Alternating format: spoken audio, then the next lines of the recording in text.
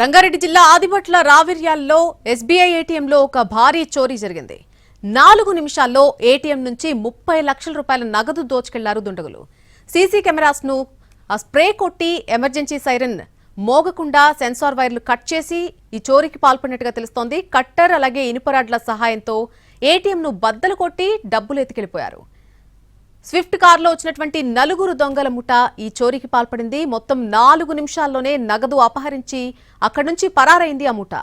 దొంగల ముఠా కోసం గాలింపు చర్యలు చేపట్టారు పోలీసులు.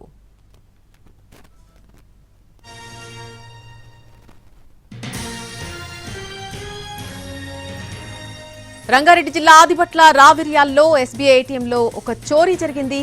కేవలం 4 నిమిషాల్లో ఏటీఎం నుంచి 30 లక్షల రూపాయల నగదు దోచుకెళ్లిపోయారు దుండగులు.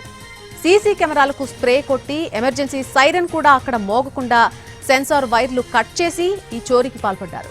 కట్టర్ ఇనుపరాడ్ల సహాయంతో ఏటీఎంను బద్దలు కొట్టి డబ్బులు ఎత్తుకెళ్లిపోయారు. కారులో వచ్చినటువంటి 4 దొంగల ముఠ ఈ చోరీకి పాల్పడింది. మొత్తంగా 4 నిమిషాల్లోనే నగదు అపహరించి అక్కడి నుంచి పరారైంది ఆ ముఠ.